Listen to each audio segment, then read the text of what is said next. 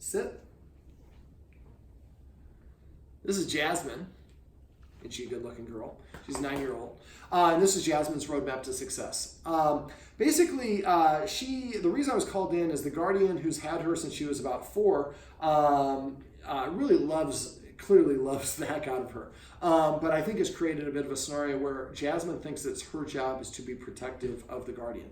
Yes, and that means I stop petting. So that's... and every time she paws at you like that, she's saying, do more, stop talking to the camera, give me all your attention. Well, as soon as you paw at me, I stop the attention. Right now, she does that and we pet her more. Well, that tells her, yeah, pawing at me is a great way to get attention. So I think the reason that she is reactive, and I think that she is a little bit of a protective breed to begin with, but I think that it's just because her guardian, and again, this is, she's used to just kind of taking and getting what she wants. So I think that's more, not so much kisses, I think she's trying to do a little scent marking. So remember, don't allow her to do that. If you do want to do it, you can do a specific place in your hand and when you want to. And I'm just going to move away. Now, I'm force-free and 100% positive reinforcement, so we used a lot of positive reinforcement in this, and I'm going to talk about kind of some of the broad strokes. So the first thing we talked about is exercise. Right now, she gets mostly exercised in the house, playing fetch inside or in the backyard, doesn't go for a lot of walks. Omaha, unfortunately, has this stupid law where you have to wear this, which, as a dog behavior expert, I can tell you is a stupid law. But basically, because of that, we went through a CER, which I'll go through in a second. But the guardian probably doesn't walk her a ton, probably because it's not a lot of fun to walk around a dog like that. She also pulls on a leash. So I'd like the guardian to try to find a time where there aren't going to be people in the neighborhood or a place that she can drive to would take her for a walk. Now, for a walk, it's important for the dog to walk next to you, not behind you, or not in front of you. Excuse me, behind you is okay. Now, Julie, our lead trainer, the person I was talking to you about possibly coming back and working with her on some loose leash training, but the same technique that she uses is something you can use for dogs that are reactive. Now, we want another dog to cohabituate with this dog, so it's going to be a little bit more than what Julie normally does, which is just stop the dogs from being reactive, but hey, it's a start. And it also gives you the loose leash walking. So let me know. That's great passive training right there off camera. So let us know in about a month how things are going, and then we can discuss whether or not we need to set up. And that was a great job of stop petting when she got a little too pushy. So, all right, so I'd like to see the guardians get her a little bit more exercise, even if that was great. Even if it was just playing fetch a little bit more, scent games is something you might want to Google, just hiding treats or getting puzzles for the dog to use. It's very stimulating and training for the dog to use its nose. So basically, I'd like to see a little bit more exercise. She's 9 years old. She doesn't need a ton, but I think increasing her exercise a little bit will help with her appetite. And if their exercise is where there's a leader-follower dynamic aspect to it, I think that'll help as well. Don't forget about checking into getting exercise on glucosamine. The one I like to use is Cosequin, Cosequin. I get that on Amazon. I get the double strength for a dog her size. She'll probably need to get about 4 to 5 of those a day, but I think it'll really help. So try it for a month. If it doesn't make a difference in a month, it probably doesn't need it, but I'm thinking it actually will really help. All right, so exercise is the first thing. We also talked about rules. Really didn't have any rules. So some of the rules we talked about is not being allowed to be within 7 feet of a human who's eating. So the video above kind of demonstrates a little bit of this establishing an invisible boundary. Crash. That's the word I like to use. Come up with a list of the official command words and tape to the refrigerator and say vocabulary if somebody's using a different version of the word. Now right here, this is the room where we shot the other video, I would maybe have a line that goes from the corner there to maybe here on the floor of painter's tape or something like that. So we incorporate that, not just the edge of the carpet. So I would suggest not a lot on this carpet or on this side of the line that goes from here to here. So that whole area is off limits when people are eating. She can be there, she can, there's a whole lot of places she can go. But when we're eating, she's not allowed to be there. Also, maybe I would probably draw a line, draw a little bit of a box out here, maybe in the middle of your, so you end up looking like a gymnasium. But so you have another line that's going across here. So if you're eating there, also practicing not being allowed to be within 7 feet of you there. Not allowed to be in the kitchen when we're preparing food. Remember to do that practice. So go in there, turn as soon as you cross the threshold, take a step backwards, pause, just a quarter second. If she stays still, take another step backwards, pause. Keep doing that until you can get in there and have some microwave some bacon, put it on the counter, and then do your pre-meal cook prep. Pull stuff out, knock some pots and pans around, turn the stove and the oven on. But watch her out of the corner of your eye, not so she sees you do it, but as soon as she crosses that threshold, you're going to use those escalating consequences. Hiss or march directly at her. And eventually she'll sit or lie down outside the line of the kitchen, or the line outside here, or the line outside the dining room, or whatever it is. The more that she practices restraining herself with nothing but air between her and what she wants, because she respects the human's authority, that self-control and discipline is going to be very needed for her to not want to grab another dog for no apparent reason other than she doesn't like the dog, or she's jealous of it, or whatever the case may be. So other rules are she should have to sit before you open the door. So the door of the backyard, go to the door and say sit one time. If she doesn't sit within 3 seconds, sit down nearby somewhere and wait 1 minute and set a timer. It'll go by too fast, not fast enough. After 1 minute, then go back to the door and command her again. Only one time. Sit. Count 1, 2, 3. So sit by 3. Sit down this time for 2 minutes, next time for 4 minutes, then for 8 minutes. Keep doubling length of time until eventually, when you tell her to sit, she sits. And as soon as she sits, fly that door open. And eventually do it in both directions. I usually recommend no furniture, but she really only gets on a couple pieces of furniture. And the guardian's going to move, so I don't think it's going to be that big of a deal.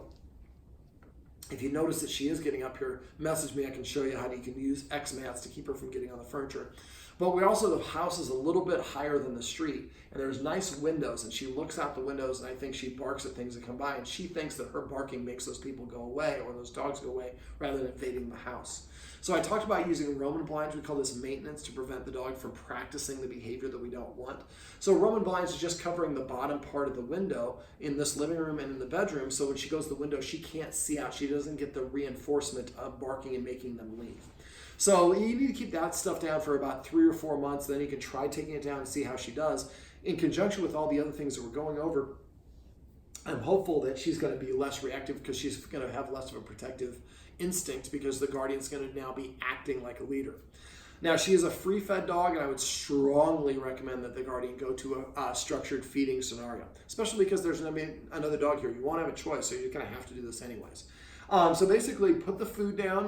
What I like to do is put the food down in the kitchen, but I would practice this for a couple days, not letting her in the kitchen when you're doing the prepping, so she's practiced that. And another thing you do is that out command that I talked about. So go in the kitchen with 2 treats, hey kitty, and then throw a treat outside the kitchen, far enough away she has to take at least 3 steps out to get it.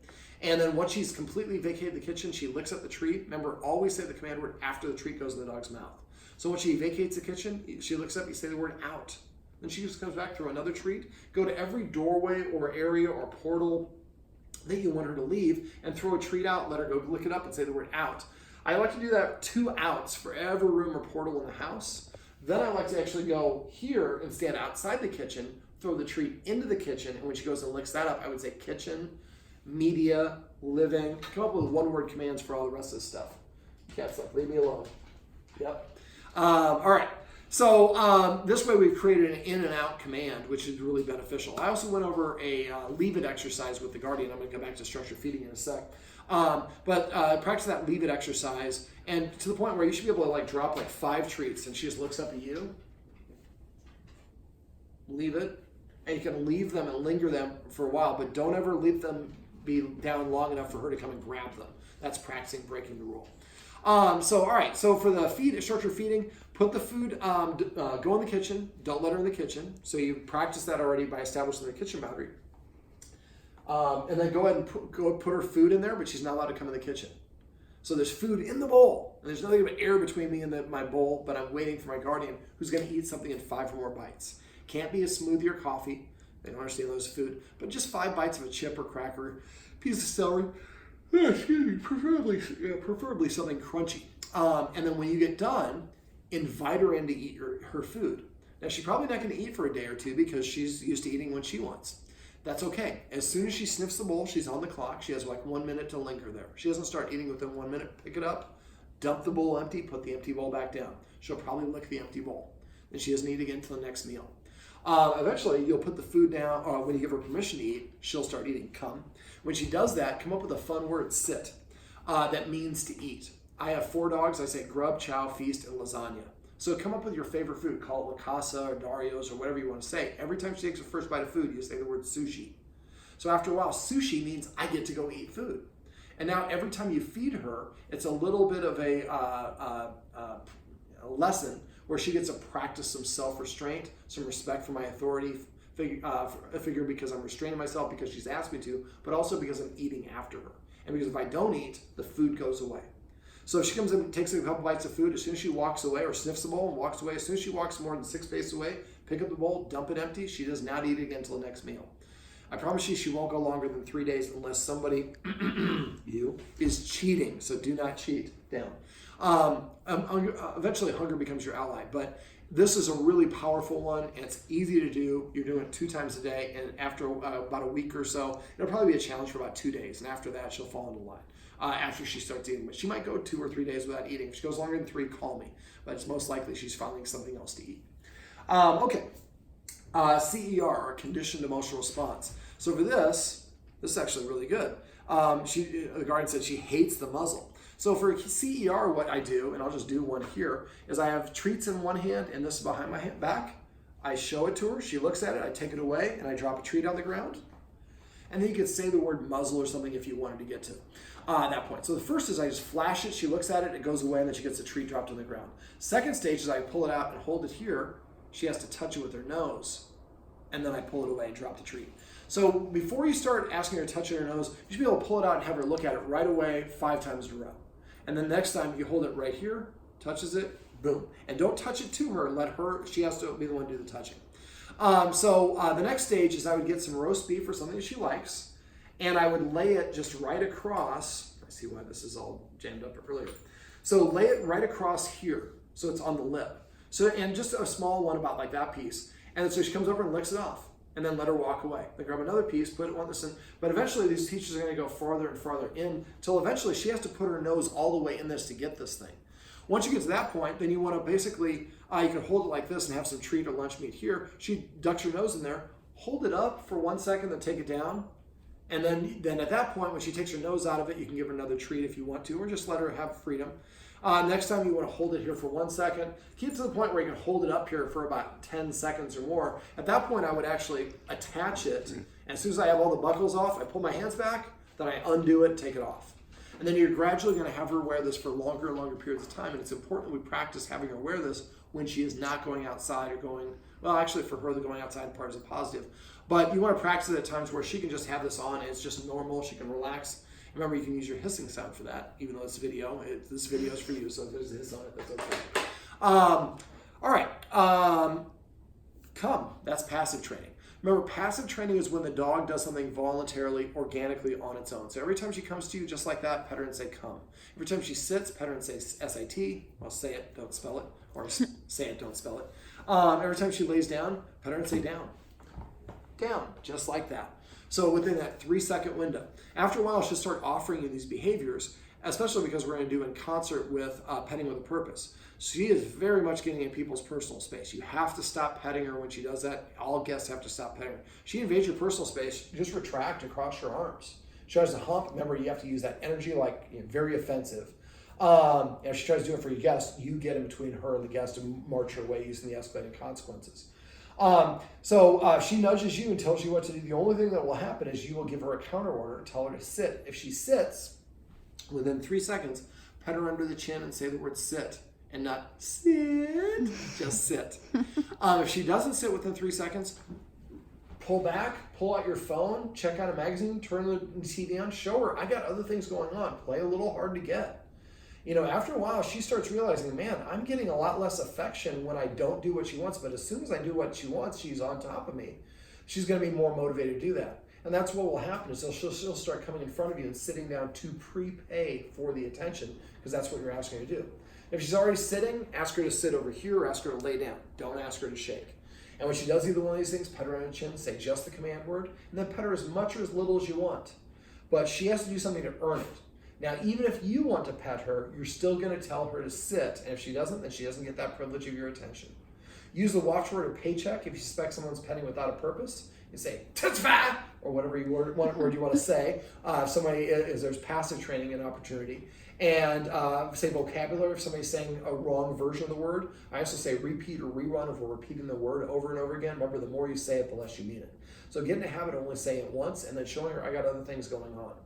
I also went through the escalating consequences I use to disagree with dogs. Remember to hiss, stand up, and march. And you can combine them, but try to always start with your hiss and then move towards the higher ones as you need to go.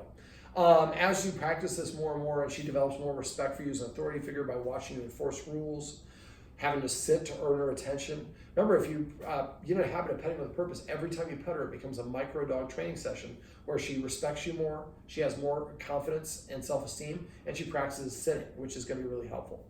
I'd also recommend, I don't think I talked about the maintenance. Did I talk about maintenance of the windows? I know we talked about, so maintenance is doing the Roman blinds, putting the white paper on the windows here and there. I'm trying to think, is there anything else you want me to go over that we didn't discuss? Mm-mm. Now, my biggest concern here is the guardian, the primary guardian, loves her dog. Like, there's no doubt, which is awesome. But a lot of women think that I will love this dog so much, I'll love it into obeying me, and often that contributes to the dog thinking it needs to be protective and possessive. I think that's very much the case here. So remember, she needs to start earning all this affection, and the more that you enforce these rules, remember, it's not being mean.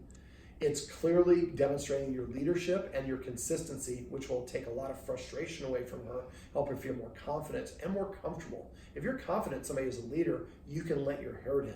If you're the leader, you got to keep your hair short. Or I don't know where I'm going with that analogy, but you understand what I'm saying. So the more that she sees you acting like a leader, the more that she's going to be able to relax herself. And then she can go off duty and not bark when other dogs come by. So do you bring your dog by very often?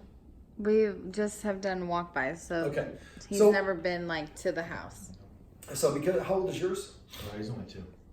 Oh, okay, so very high energy breed. So for your dog you need to do some dog skiing or whatever it is and burn some energy, and then give the dog at least 10 or 15 minutes to recover before you leave to come here. Then what I'd like you guys to do is start walking them together. Now, walking together is going to be kind of a weird way. I want you to walk them like we have a whole street apart, and we're in the same line. Nobody's in front and nobody behind. So your dog needs to be in a heel position, your dog needs to be in a heel position. If you can't achieve that, you can do some parallel walking, but just the best thing you do is she's reacting, you got to increase distance. You got a little scratch there, I can get that for you. Anytime you see your dog scratching a place that they're having difficulty with, you scratch for them. You can actually help them out. Yeah, it's like, thank you. And remember, exercising her before she meets another dog, and your dog for sure, because your dog's gonna have a hell of a lot more energy, can help set them up for success. Do that if you feel comfortable about where you're at with stuff, but don't push it. If it's not going well, just separate them and just pull the plug. What I'd like you to do is practice this stuff for a month. Now, if you have any questions in the meantime, please don't hesitate. Please call me or text me. Don't wait. I'd rather get 20 texts from you than have you forget about some stuff or have some setbacks. It's very natural to have ebbs and flows and need to do different things, different exercises as we go.